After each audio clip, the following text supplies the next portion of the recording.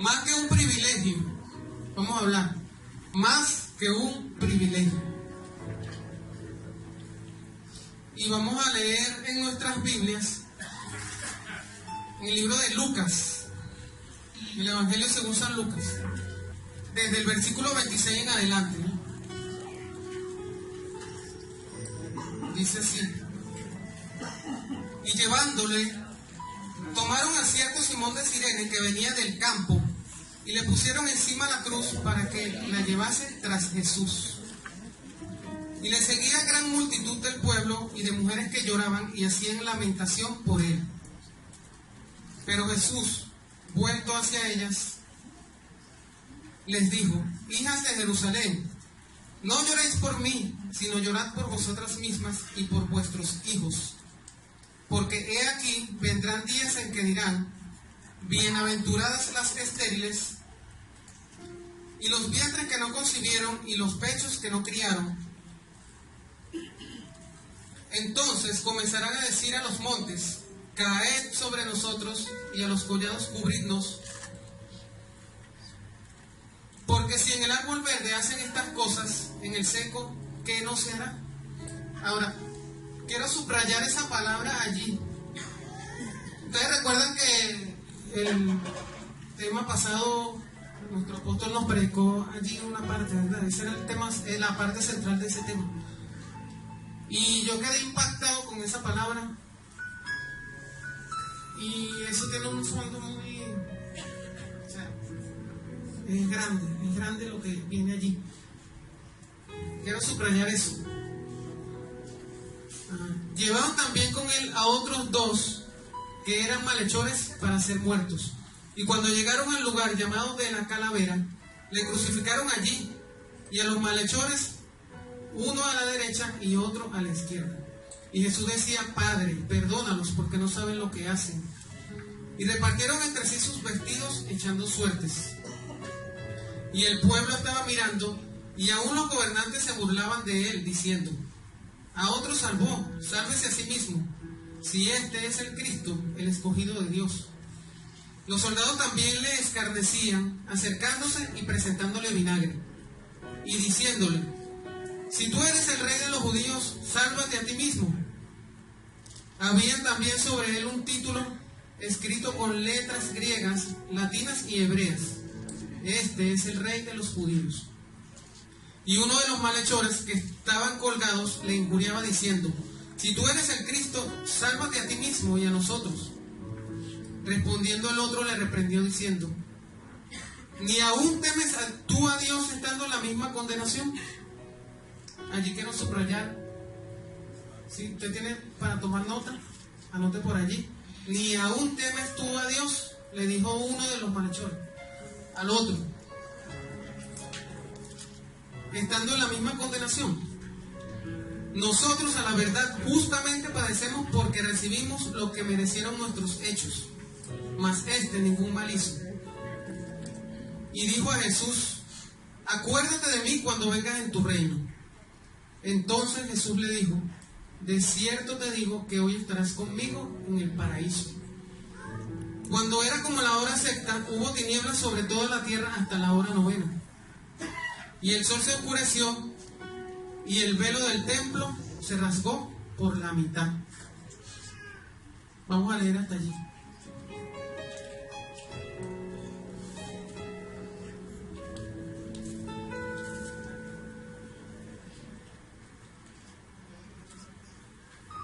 Vemos allí varios eventos que vamos a tocar. Pero vamos, la palabra que hoy nos trae el Señor se llama más que un privilegio. Y quiero enfocarme ahorita en la segunda parte de ese versículo donde dice: y el velo del templo se rasgó por la mitad. En Hebreos 9 nos muestra una sencilla explicación de lo que era el tabernáculo. Cuando Dios hace el pacto en el Sinaí con el pueblo de Israel, con Moisés, le mandó a hacer un tabernáculo, y allí habían varias secciones Y había una parte que se llamaba el lugar santo y otra el lugar santísimo. Y ese lugar estaba dividido por un velo. Hacia el lugar santísimo no se podía entrar. Solamente entraba el sacerdote una vez al año para ofrecer expiación por los pecados del pueblo. Luego de muchos años, siglos, pasaron 400 años, se construyó el templo. Aún en el tiempo de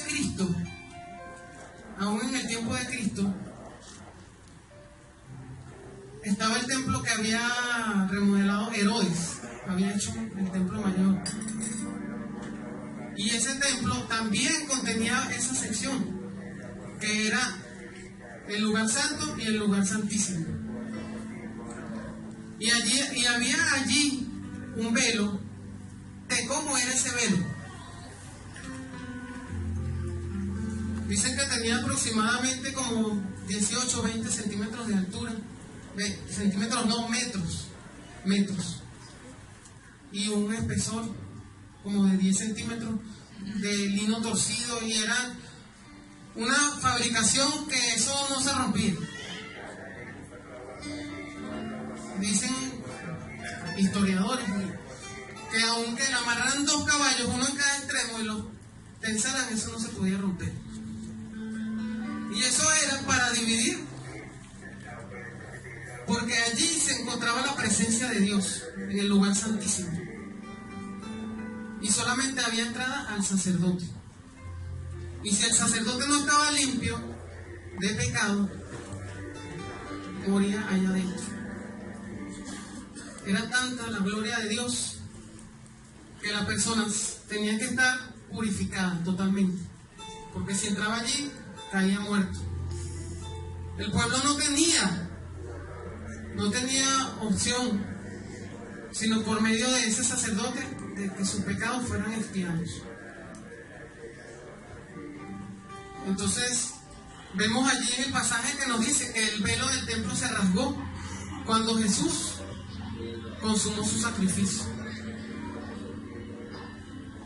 La ciencia siempre anda buscándole cuestiones a lo sobrenatural.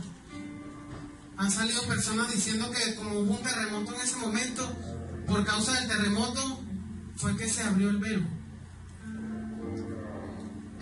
Sin embargo, el velo se abrió de arriba hacia abajo, sobrenaturalmente, ¿verdad?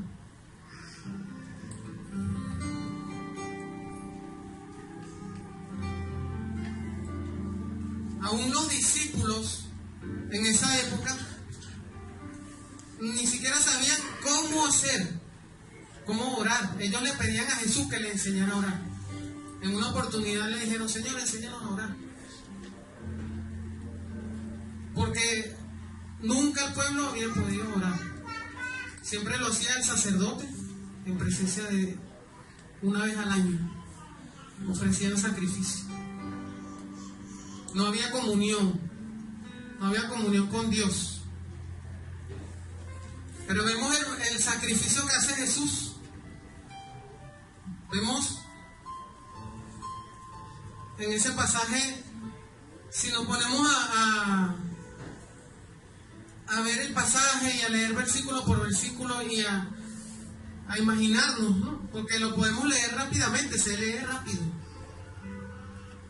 Pero todo lo que Él sufrió, todo lo que tuvo que pasar, y Él como humano, porque era Dios pero era humano, tuvo que soportar, y el poder, y para Él soportar la tentación tenía que haber llevado también una vida de oración. Y eso a los discípulos les inquietaba, porque ellos veían la vida de oración que tenía su maestro. Jesús los dejaba allí, subía al monte y los dejaba y les decía: espérenme aquí mientras voy y oro. Y ellos no sabían orar, pero tampoco velaban. Les decía: velen. Se quedaban dormidos allí. Pero vemos que a través de ese sacrificio, el significado que tiene la ruptura de ese velo. Porque entonces cuando Cristo consuma la labor que vino a hacer aquí, ese sacrificio, al romperse el velo, había entrada al lugar santísimo. Ya había entrada. Ya podíamos entrar. Porque eso fue allá. Y para que usted pueda entender un poco, las personas que están viniendo por primera vez y las personas que están comenzando, cuando nosotros leemos las Escrituras, vemos que eso sucedió en aquella oportunidad. Pero el corazón del hombre sigue siendo el mismo. Y el hombre sigue siendo el mismo. Lo que cambia es la época, cambia la cultura. Pero todo eso lo hizo Dios para el hombre. Nosotros somos beneficiarios de todo eso que sucede. Amén. Amén. Entonces, vamos a ver en Lucas capítulo 10,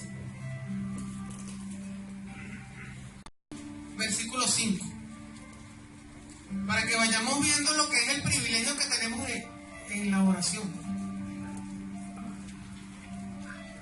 Hubo en los días de Herodes, rey de Judea, un sacerdote llamado Zacarías de la clase de Abías.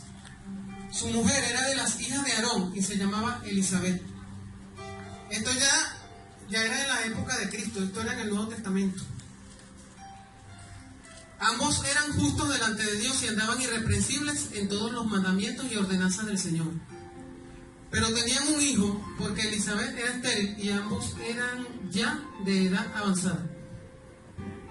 Aconteció que ejerciendo Zacarías el sacerdocio delante de Dios, según el orden de su clase, conforme a la costumbre del sacerdocio, le tocó suerte en ofrecer el incienso entrando en el santuario del Señor.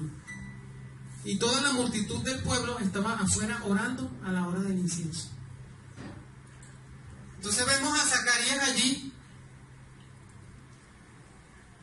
en los días de Herodes, tiempo de Cristo. Zacarías, el padre de Juan el Bautista, era sacerdote. El sacerdote era el único que tenía derecho de ofrecer incienso en el altar. Era el único que podía entrar allí. Dice que era de la clase de Abías. O sea, eran 24 grupos de sacerdotes. Eran aproximadamente 18,000 sacerdotes. Y echaban suerte para ver quién podía entrar a ofrecer el incienso en esa oportunidad. Entonces, cuando vemos al final de ese pasaje, dice que el pueblo estaba orando afuera. No podían entrar a la presencia de Dios. Solamente el sacerdote que tocaba con suerte de entrar era el que podía. En esa oportunidad le tocó a Zacarías. Habían unos que nunca pudieron entrar. Gente que nunca pudo. Porque no les tocó suerte y no pudieron, pues. Ni el pueblo tampoco podía. Solamente la persona que estaba allí. Ahí vemos otro punto importante de que es un privilegio. Y la idea de este mensaje que Dios nos trae hoy a través de mi persona es que nosotros podamos entender y podamos valorar el privilegio que tenemos en la oración. Amén. Tenemos un tesoro en nuestras manos, pero no lo valoramos. En el Antiguo Testamento no existía la oración, ellos no podían orar. No podían ir delante del Padre. Quizás oraban y alzaban sus manos y clamaban como pueblo allí. Pero no tenían esa comunión, no podían tener la comunión directa con el Padre. Solamente a través del sacrificio de Jesucristo. Cuando se rompe el velo. Significado, de que podemos entrar a la presencia de Dios. Entonces, pensamos un momento y vemos lo que es el poder que tenemos en nuestras manos, que no lo valoramos, realmente no lo valoramos, no sabemos. Vamos a ir viendo todo lo que tenemos, porque la oración es una parte de lo que es el sacrificio. Está la salvación, pero ahora vamos a hablar de la oración. Entonces, cuando oramos unidos, así como hacemos un momento que oramos todos en congregación, Dios hace cosas maravillosas. Cuando oramos el uno por el otro, como el acto que se hizo, por colocar la mano sobre su hermano y orar por esa persona, Dios le da crecimiento espiritual. A veces queremos tener crecimiento espiritual, pero no oramos sino por nosotros y Señor, bendíceme, dame a mí. Pero cuando oramos por nuestros hermanos, Dios nos da crecimiento espiritual. Experiméntelo para que usted vea. Entonces, es importante que nosotros podamos internalizar, que nosotros podamos valorar lo que significa ese privilegio que tenemos de orar, de poder llegar delante del Padre. Miren, en una oportunidad, esto es una ilustración que les voy a dar para que ustedes vean. Había un hombre que era un sabio que estudiaba las tierras y todo esto. Y en una oportunidad tuvo que cruzar un río. Y él agarró una barca, se montó para atravesar. Entonces él, como el hombre era un sabio, un estudiado, y el barquero, bueno, un hombre del pueblo, humilde, estaba ahí tranquilamente remando, y el sabio le empieza a preguntar y le dice, ¿usted sabe algo de astronomía? El barquero se le queda viendo y le dice, no. Dice, bueno, has perdido una cuarta parte de tu vida. Entonces le preguntó, ¿y sabes algo de psicología? Y él le dice, no, has perdido otra cuarta parte de tu vida. Le dijo el sabio. Entonces después le pregunta, bueno, me imagino que debes saber algo de ciencia, por lo menos. Le dijo, no, has perdido otra cuarta parte de tu vida. Y en ese momento pegó un ventarrón y el barco se volteó. La barca se volteó. Y los dos cayeron en el agua. Y el barquero nadó rápidamente hacia la orilla y se paró ahí. Pero el sabio se quedó dando manotazos ahí en el agua. Y el río estaba muy fuerte. Entonces él pegando gritos y el barquero le dice, señor sabio, ¿usted sabe nadar? Y él le dice, no sé nadar. Dice, bueno, ha perdido usted toda su vida. Muchas veces nosotros ocupamos nuestro tiempo en cosas innecesarias, cosas superfluas, cosas que no tienen tanta importancia, o quizás sí las tienen para nosotros. Creemos que son cosas demasiado importantes y no ocupamos tiempo en las cosas que son realmente necesarias. Y cuando me refiero a las cosas que son realmente necesarias, es la oración. Porque entonces nos enfocamos en nuestros quehaceres. Inclusive los ministros de la iglesia, hablo también por mí. Yo no estoy solamente hablando para ustedes, esto es una enseñanza para mí también. Nos ocupamos, nos estresamos, volvemos, corremos, el trabajo, el servicio, tengo que hacer y que hacer, y no nos detenemos ni un minuto o bueno, vamos a decir, para no ser tan cuadrados, pues, nos podemos detener 1 minuto o 2 minutos a orar. Antes de salir, salimos corriendo. Señor, gracias, bendice, guárdame por ahí y me voy. Esa es nuestra oración. O cuando vamos a comer. Señor, bendice este alimento. Ya oré.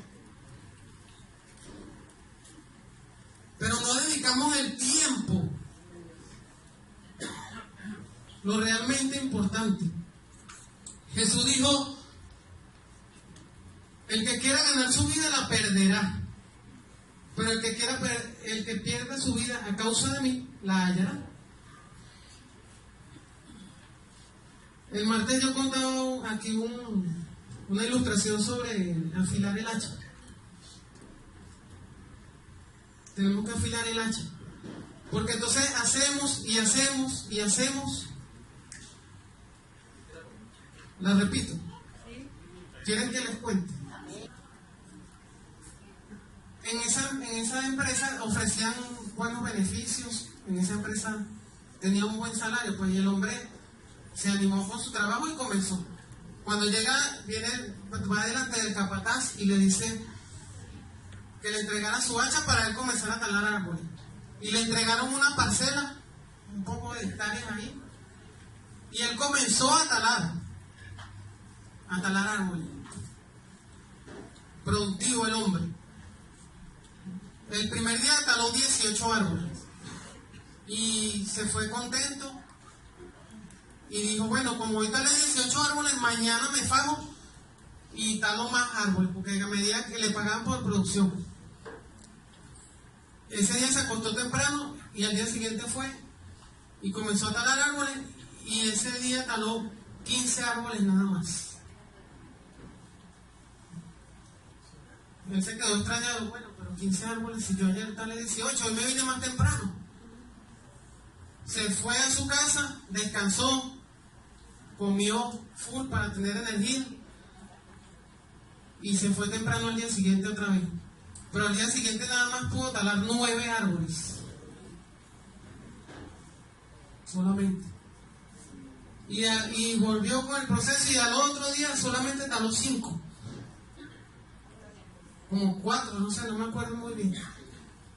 Y entonces, él extrañado se fue y preocupado porque era su empleo. Va a dejar donde el capataz y le dice, cónchale, estoy preocupado porque, miren, le prometió, le dijo, me estoy viniendo temprano, estoy cumpliendo con mi trabajo, estoy descansando, pero no logro, lo que he logrado talar son 4 árboles en un día. Y el capataz le pregunta y le dice, ¿y ya afilaste el hacha? Entonces él se quedó pensando y le dice, afilar el hacha. Dice, claro, si no afilas el hacha, ¿cómo tú piensas que vas a tener resultados? ¿Se da cuenta? ¿Se capta la enseñanza? Entonces nos sucede en nuestra vida cristiana. Nos ocupamos y voy a hablar del servicio en la iglesia. Nos ocupamos de tanto, y a medida que Dios nos va dando, vamos teniendo más ocupaciones. Los pastores, las personas líderes, las personas que tienen un trabajo. Le damos las gracias al Señor porque nos da, porque nos bendice con el trabajo, nos bendice con cosas. Pero tenga cuidado, hermano, vele. Porque muchas veces Dios nos da bendiciones y nosotros nos vamos detrás de la bendición y nos olvidamos de Dios. O pensamos que no nos olvidamos, pero tampoco nos congregamos, descuidamos la vida espiritual. Entonces, cuando afilamos el hacha, en la mitad del tiempo vamos a hacer el doble de productivos. En la oración es donde Dios te va a decir lo que tú vas a hacer. En la oración Dios te va a dar respuestas, te va a dar soluciones a los problemas. La solución no la vas a tener estresándote y desesperado tratando de cortar más árboles porque tienes el hacha amellada. Tómate un tiempo y retírate y ve delante de Dios, al pie de la cruz, a los pies allí de Cristo, y Él te va a dar la solución para tus problemas. Entonces es importante tener en cuenta la importancia, el valor que tiene la oración para nosotros, el hablar con Dios, con Jesús, el sentarse allí a sus pies y escuchar. María escogió la mejor parte. En los 40 días de fe vimos allí la escuela de Marta, pero hoy vamos a ver la escuela de María. Vamos a ver la escuela de María. Lucas capítulo 10, creo que, vamos a ver, 10, 38. Lucas 10, 38. Vamos a ver.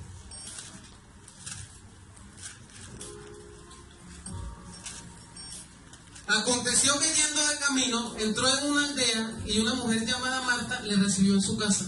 Aquí se está refiriendo a Jesús. Esta tenía una hermana que se llamaba María, la cual sentándose a los pies de Jesús, oía su palabra. Pero Marta se preocupaba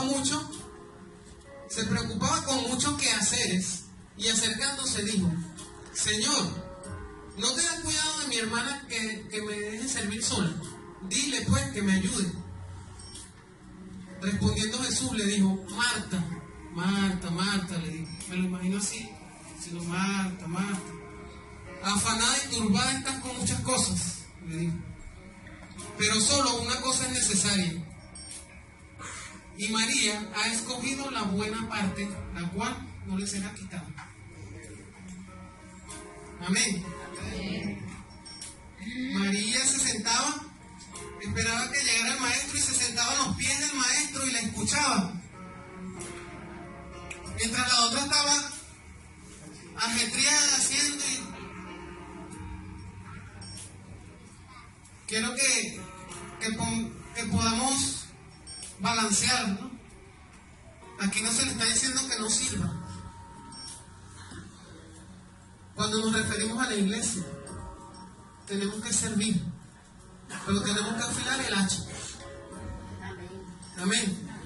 Y cuando nos referimos a la vida, nuestra vida cotidiana, porque están en la casa y entonces están fregando las mujeres y entonces están pendientes que tienen que ir a lavar la ropa. Y después que laven la ropa, tengo que salir corriendo a buscar a los muchachos para el colegio. Y ahí están todo el día planificando lo que van a hacer durante todo el día. Y hacemos un espacio para la oración. María se sentaba a los pies de Jesús y le escuchaba. Jesús nos habla. Jesús a través del Espíritu Santo nos dice cómo nos vamos a dirigir, cómo nos vamos a mover. Y aquí voy a entrar en otro aspecto del tema, porque está la oración. La oración es hablar y es escuchar. Y es escuchar. Nosotros oramos, hablamos con Dios, le escuchamos. Dios nos habla a través de la oración, porque hay un aspecto, y eso está en el Salmo 25, 14. Salmo 25, 14. La comunión íntima de Jehová es con los que le temen. y a ellos hará conocer su pacto. Salmo 25:14. Y esto es importante que nosotros lo aprendamos, porque aquí estamos aprendiendo. Esto es una escuela de oración. Estos 40 días Dios nos va a enseñar. Vamos a aprender a orar, a entrar en intimidad con Él. Pero hay algo muy importante, y es la comunión íntima. Deja el Salmo 25:14, por favor. Es la comunión íntima de Jehová. Porque ahí no dice la comunión íntima del hombre. Dice la comunión íntima de Jehová. O sea, no es la mía con Él, sino la de Él conmigo. ¿Sí? ¿Se capta? La comunión de Él es con los que le temen, y a ellos hará conocer su pacto. Cuando hay esa comunión, Él te va a hablar. Y Él te va a decir cómo tú te vas a mover, cómo tú te vas a desenvolver. Te va a ir dando. Entonces, nos vamos a ir a la sabiduría, al libro de Proverbios. Proverbios 1:7. Vamos a ver en Proverbios 1:7. ¿Qué dice? El principio de la sabiduría es el temor a Jehová. Los insensatos desprecian la sabiduría y la enseñanza.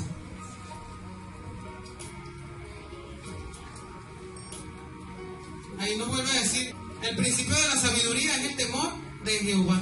Nos vuelve a hablar del temor de Jehová. Los insensatos desprecian la sabiduría y la enseñanza. Pero no nos dice mucho qué es el temor de Jehová. Nos vuelve a mencionar el temor de Jehová. Entonces, nos vamos a ir a Proverbios 9:10, porque vamos a ir dilucidando qué es eso, qué es el temor de Jehová.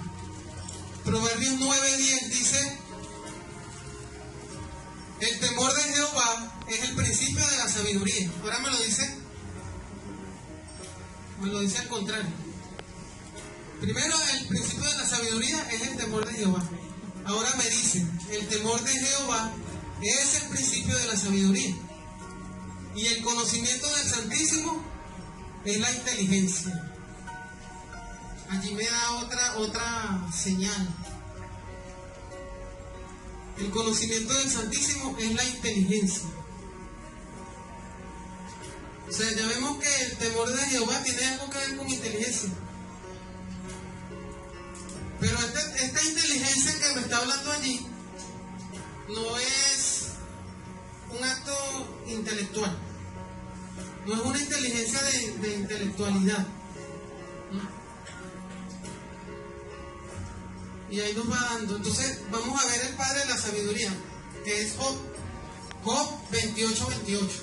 Y dijo al hombre: he aquí que el temor del Señor es la sabiduría, y el apartarse del mal, la inteligencia. Ahí me está diciendo que es apartarse del mal, que es la inteligencia. Porque dijimos que la inteligencia, en este aspecto que nos está mostrando la palabra, no es que yo tenga conocimiento, que lea, que estudie, no. Se refiere a apartarse del mal, es la inteligencia. Entonces, allí podemos ir viendo qué es el temor a Jehová. Apartarse del mal. Apartarse del mal. Vamos a ver Eclesiastés 12, versículo 13. Saben que allí el predicador comienza desde el principio a ver toda la vanidad del mundo y comienza a darse cuenta de que todo es vanidad, y empieza a hablar de todo lo que él ha visto y ha vivido debajo del sol.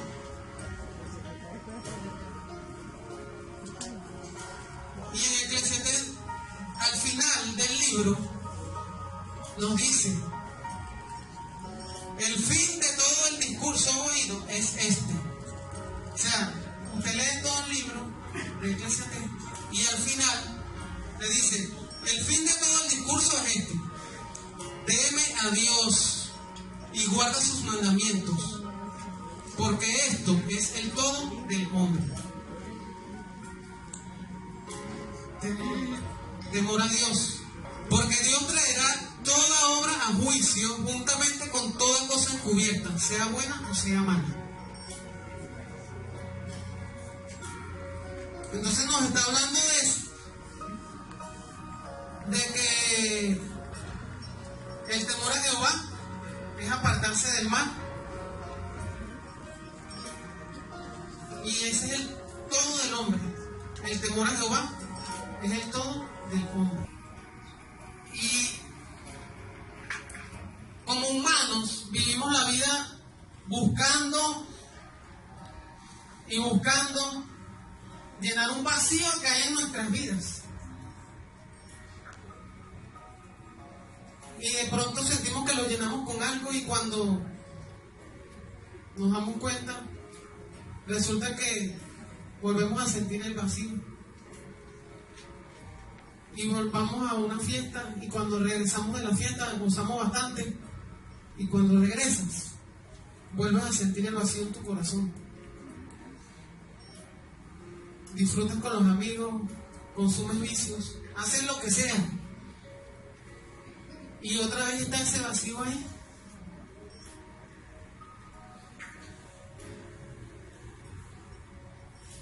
Cristo es el único que puede llenar ese vacío. Él es el único que lo puede llenar. No hay otro, no hay nadie más. Entonces tenemos allí que el temor a Jehová es apartarse del mal, es la santidad. El temor a Jehová es la santidad. ¿Por qué llegamos ahí, a ese punto? Porque estamos hablando del Salmo 25:14. La comunión íntima de Jehová es con los que le temen, y a ellos hará conocer su pacto. Si no hay santidad, si no hay temor de Dios, no le voy a escuchar. ¿Cómo voy a recibir respuesta? La Biblia dice que Dios no oye la oración del pecador, pero que si él se aparta del pecado, Dios es misericordioso y le escucha. Entonces tenemos ahí la santidad, para que nuestra oración sea efectiva, para que podamos ir delante del trono.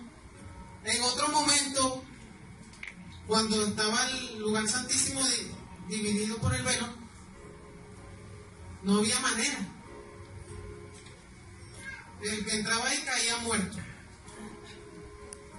Hoy no cae muerto, pero desciende la gloria de Dios cuando elevas esa oración.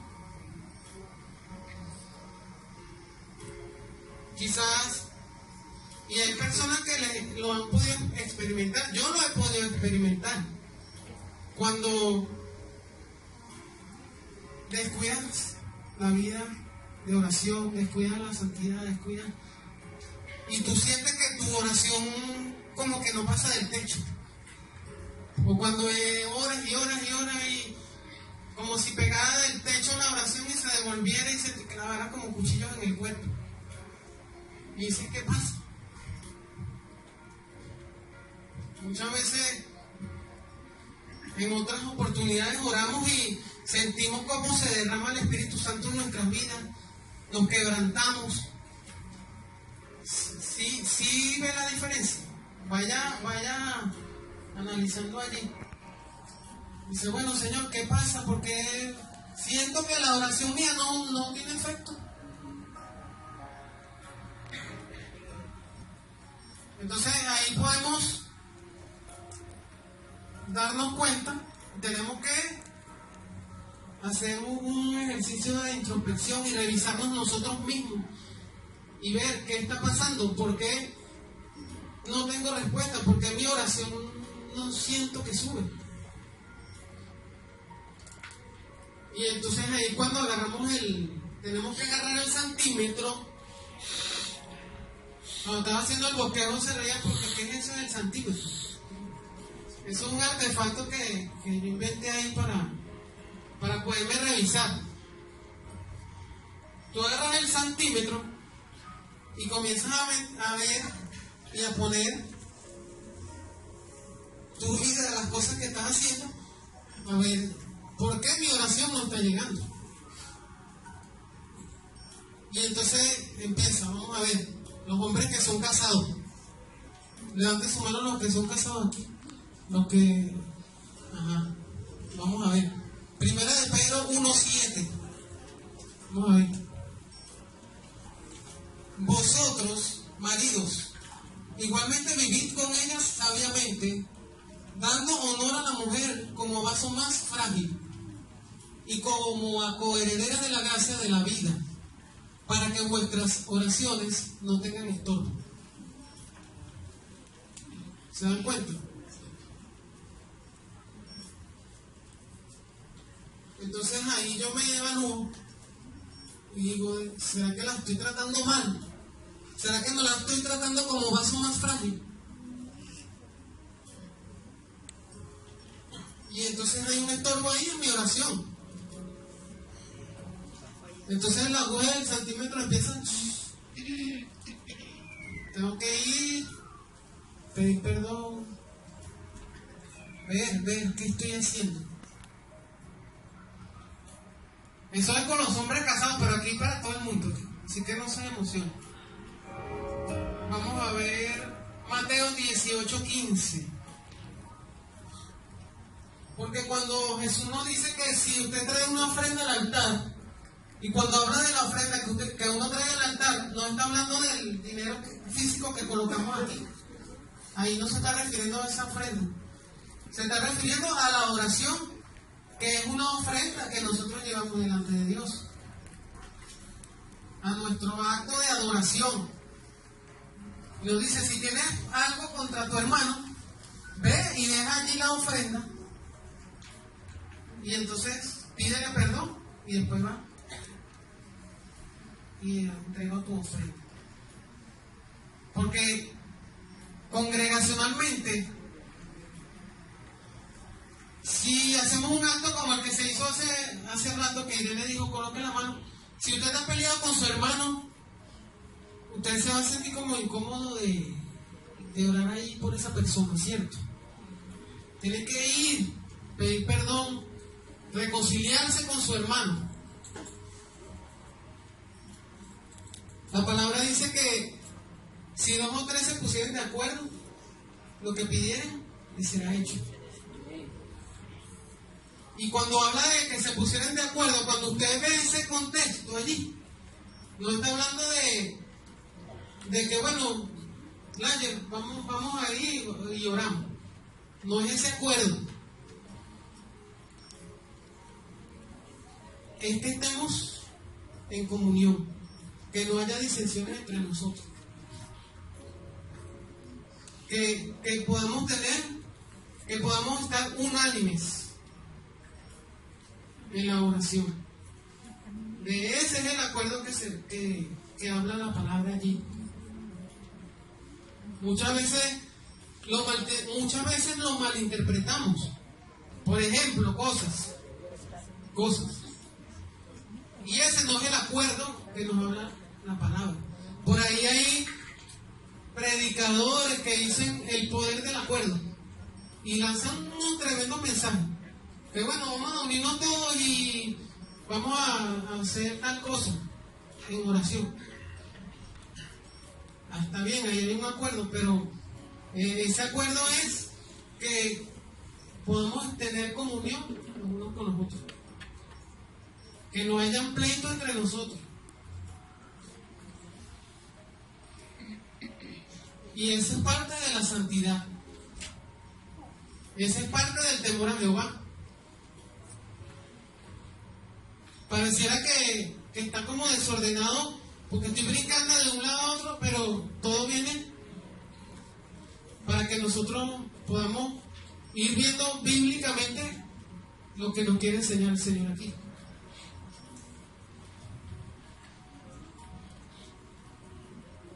nos quedamos en Mateo 18:15. Por tanto, si tu hermano peca contra ti, ve y repréndele estando tú y él solo, y si te oyere, has ganado a tu hermano. Bueno, eso se refiere a las relaciones fraternales. Entonces, hablamos de los hombres casados con la mujer. Hay otros pasajes donde dicen que la mujer respete a su marido también. Y la Biblia nos va enseñando cómo mantenernos en santidad para que nuestra oración sea efectiva y no tenga estorbo. Para que nuestras oraciones no tengan estorbo. Allí está la enseñanza. Todo lo que hablamos a partir del Salmo 25 en adelante, Salmo 25:14, esa parte del mensaje, es para que nosotros tengamos una herramienta de cómo vamos a acercarnos allí al trono de la gracia. Hay muchos más, pero este mensaje lo voy a basar allí. Yo sé que nuestro apóstol tiene otro mensaje por allí tremendo también, que lo lanzó, algo asomó por los devocionales, los que escuchan los devocionales, y que es el Espíritu Santo que nos lleva. Pero si nosotros no estamos en santidad, y si nosotros no sanamos nuestras relaciones fraternales, y si nosotros no vivimos esa vida que nos enseña a través de Dios, a través de la palabra, el Espíritu Santo no nos va a llevar a ningún lado, porque Él se contrista y se va, se aparta. Entonces son claves que tenemos para nuestra vida de oración, para que nuestra vida de oración sea efectiva. Entonces, bueno, valoramos realmente el privilegio de la oración. Lo conocemos. Hoy hemos conocido un poco más sobre este privilegio. Lo valoramos, lo practicamos.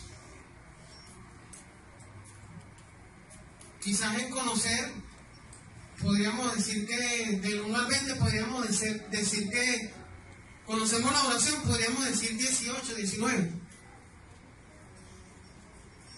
En valoración, ¿cómo lo valoramos? También podríamos tener un puntaje quizás ahí. Pero cuando preguntamos, ¿lo practicamos? Quizás hay muchos que estén raspados ahí. Entonces, la exhortación es esa. Valoremos, porque es un sacrificio tan grande. Y quiero volver allí al comienzo, porque lo que hizo Jesús para darnos ese privilegio, o sea, ahí es donde nosotros tenemos que ubicarnos y ver qué estoy haciendo yo, por qué no estoy aprovechando. Seguramente esos apóstoles o esa gente de la antigüedad quisieran haber tenido eso en sus manos. No lo tenían. Ni siquiera llegaron a saber qué era tener comunión directa con el Padre.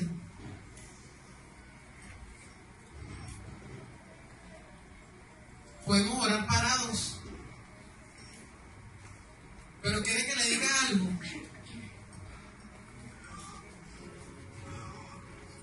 Cuando usted se postra delante de Dios, usted toma una posición y se hinca y se humilla. Viene algo especial sobre su vida. Y no es algo, es alguien. Es el Espíritu Santo que comienza ahí a interceder por usted. Haga la prueba, experiméntelo. Al principio le van a doler los huesitos estos de aquí. Pero búsquese una almohada, hágalo. Y a medida que usted le va agarrando el sabor y usted va experimentando eso, va a pasar el tiempo y usted ni cuenta se va a dar. Es entendible que usted tiene que trabajar, que usted tiene que ocuparse de cuestiones, pero no busque excusa, tómese un tiempo. Eso está como la gente que dice: yo quiero ir al gimnasio y necesito ir al gimnasio, pero es que tengo que hacer tal cosa, y siempre van sacando excusas para no ir. ¿Verdad que sí? Así pasa. Y la oración es un gimnasio, así como la fe se ejercita y es un músculo, así es la oración. Entonces usted toma su tiempo y no deje que nada absolutamente le quite ese tiempo de poder ir delante de Dios y disfrutar de ese privilegio. Porque Dios sigue siendo Dios. Si usted no lo hace, Dios sigue siendo Dios. Pero usted, si no lo hace, va a ser un tipo de persona. Pero si usted lo hace, va a cambiar, va a ser diferente. Su vida va a ser diferente. Su vida, mire, yo no le puedo decir más. Usted tiene que experimentarlo. Y agárrele el sabor y comience. Y un día lo hace 10 minutos y verá que al día siguiente usted quiere hacerlo 20. Y van a haber días que el día que usted no lo haga, va a sentir como una desesperación. Se va a sentir desesperado, que va a querer salir corriendo a hacerlo. Agárrese, escápese un momento. Cuando usted estaba en el mundo, bueno, vamos a decir yo. Cuando yo estaba en el mundo, yo me escapaba para hacer tremenduras. Buscaba el más mínimo momento y me escapaba. Y así tenemos que hacer cuando estamos en Cristo. Escaparnos.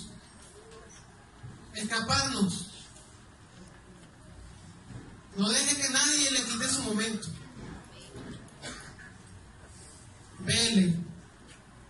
A veces cuando vamos a la oración, comenzamos a revisar el teléfono. Yo soy uno y después digo: no, lo pongo allá. Porque me va a quitar mi tiempo. El tiempo que yo puedo disfrutar con Dios. Hágalo. Aparte de cualquier cosa que le estorbe, y hágalo. Y usted verá cómo va a tener bendición. Porque la lectura del principio, de cuando Jesús fue crucificado, que el velo se rasgó, quedamos donde el velo se rasgó. Y Jesús expiró. Pero ahí no termina. Porque entonces pasaron 3 días después que él fue enterrado y Jesús resucitó y está vivo. Está vivo. Ustedes están despiertos, están aquí. Está vivo. Jesús está vivo. Y él intercede por nosotros delante del Padre. El Padre nos ve a través de la sangre de Cristo. Si no fuese por esa sangre, no hay comunión. No la hay. La única manera de que podamos tener comunión con el Padre es a través de la sangre de Jesucristo, a través de su sacrificio. Y ese es el valor que le tenemos que dar a la oración. Cristo lo hizo, entregó su vida. Tanto vale para Él. que se entregó para que nosotros pudiésemos llegar al Padre.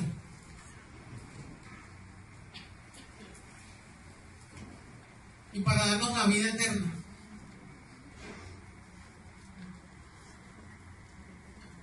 Tenemos un sacerdote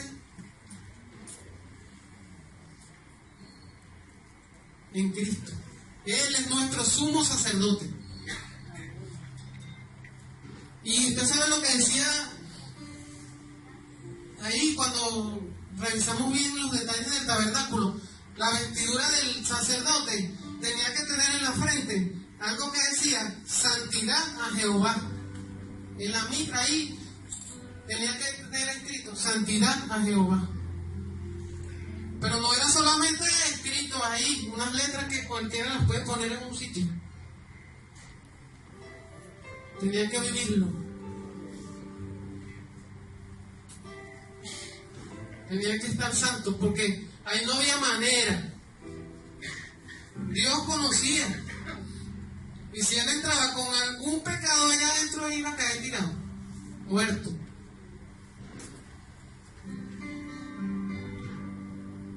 Ya no. Y muchas veces jugamos con la gracia. Con esa gracia. Dios nos perdona.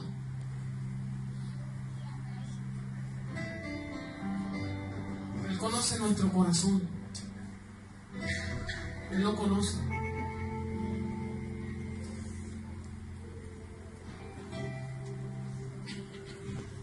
Procuremos mantenernos santificados para Él, porque entonces es un volver a comenzar, es volver atrás otra vez. ¿Y por qué no avanzo? Quizás te preguntas, ¿por qué no avanzo? ¿Y por qué todo el tiempo estoy en el mismo sitio? ¿Y por qué estoy en el mismo sitio? Y un día mis oraciones llegan, pero otro día tienen estorbo. Si logramos mantenernos, vamos a ir avanzando y vamos a ir creciendo.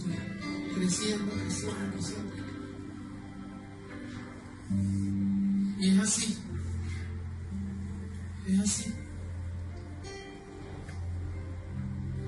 Esto es para reflexionar. ¿Usted quiere crecer en Dios? Guárdese para Él. Usted quiere que Dios le hable, que Dios mantenga su comunión con usted y que le dé a conocer cosas. Guárdese. Y va a recibir cosas, tesoros, que solamente lo recibimos cuando estamos así, cuando mantenemos esa comunión.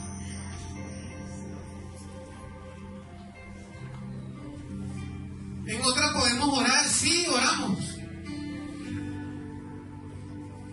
pero no vamos a escucharle.